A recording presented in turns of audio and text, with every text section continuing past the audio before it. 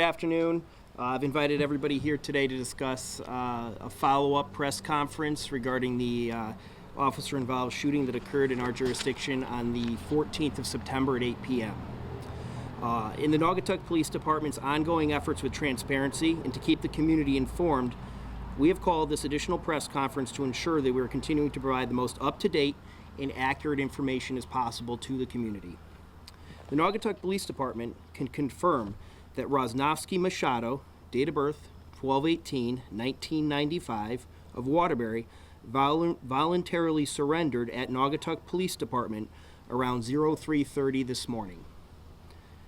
He had an outstanding arrest warrant held by this agency for the following charges: criminal attempt at assault in the first degree, assault in the second degree, reckless endangerment in the first degree, engaging police in a pursuit, evading responsibility with physical injury, operating under suspension, and assault on a police officer.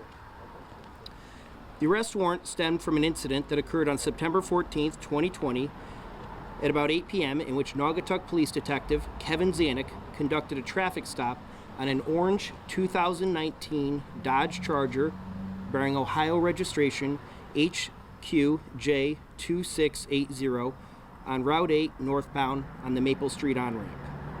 During the course of this traffic stop, Sergeant Nicholas Kihas discharged his weapon at the vehicle while it drove at him. The operator of the vehicle, through our investigative efforts, was determined to be Rosnovsky Machado of Waterbury. Sergeant Kihas was evaluated at an area hospital and released after treatment for minor injuries. At the time of his surrender, Machado was found to be uninjured, and he was being held on a $350,000 bond. He was presented at Waterbury Superior Court earlier today. The Naugatuck Police Department wishes to acknowledge the community's concern. Anytime a police officer uses force, as such, this investigation into the officer's discharge of his firearm is ongoing and being conducted by Joseph T. Corradino, State's Attorney for the Judicial District of Fairfield, and inquiries concerning that investigation should be directed to his office. Questions regarding the at-scene investigation should be directed to the Connecticut State Police Office of Public Information. We'd like to take a moment to acknowledge and thank several of our partner agencies, such as the Connecticut State Police, the New Britain Police, but particularly the Waterbury Police Department, who has been working in close partnership with our agency since this incident first occurred. Finally, we would like to commend the men and women of the Naugatuck Police Department, particularly those of our detective division who have been working tirelessly and around the clock since this incident first occurred in their attempts to locate and apprehend Machado. Further information concerning this investigation will be provided to the public as it becomes available. At this time, I'd like to turn over the mic to Trooper Muniz of the Connecticut State Police for his statement.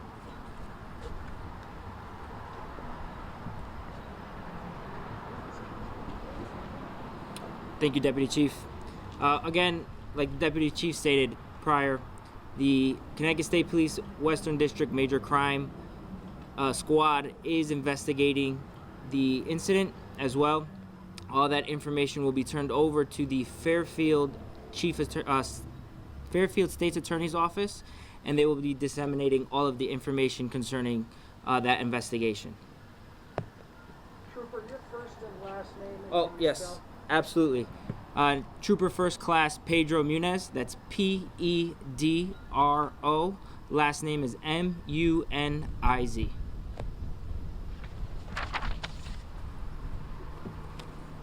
All right, at this time, I will entertain several questions, bearing in mind it is still technically an active investigation, and I'm limited in what I could comment or release on regarding the use of force investigation. Elio, go ahead. Did the suspect say anything to you as to why he ran or what occurred when he turned himself in? My understanding is there was an interview conducted by our detectives.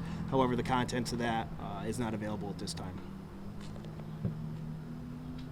Any other? The first officer, is it Zanuck? It's pronounced Zanuck, but it looks like Zank. Looks like Zanuck. Yes, that's correct. And Kihas? Kihas, correct. That's the sergeant's name. Do you know how many shots were fired? That's still being determined by the at-scene investigation by detectives from the Western District Major Crime Squad. And his car was found, or the rental car was found, where in Waterbury? I can confirm that the vehicle was recovered on Vine Street in Waterbury the following day. It was turned over to detectives from the Western District Major Crime for processing. And when he turned himself in this morning, did he ring the buzzer on the? How did that go about? Or did he call in and say, "Hey, I want to turn myself in," and you guys picked him up? How did that work? In the preceding several days, our detectives have been working to establish lines of dialogue with family members, associates, other contacts in the community.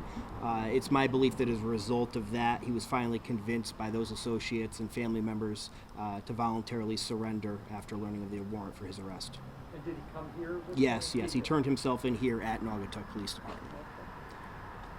Any other ones? Chief, would it just to be able to have him off the street and learn today? He's got a pretty lengthy criminal record, and even the state attorney said, it seems that he's often fleeing from police anytime he's coming in contact with them. I believe his criminal record speaks for itself. I believe that the community is safer when this type of a criminal has been taken into custody and removed from the streets.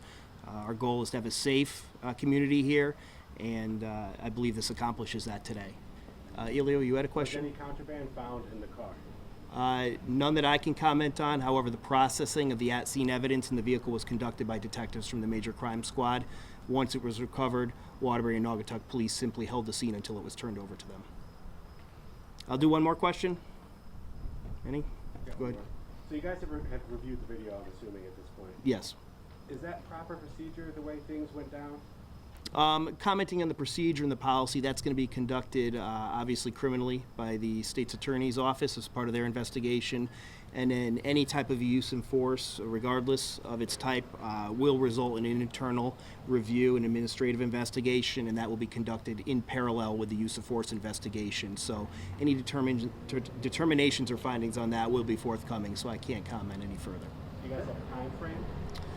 The time frame at this time I cannot comment on, but I do want to assure the public and the community that it will be thorough and ensuring that everything is done, every I's dotted, every T's crossed is going to be our primary objective and not necessarily a timeline. It's our intent to preserve everyone's confidence in our ability to conduct this kind of an investigation, and again, obviously with the state's attorney conducting their own.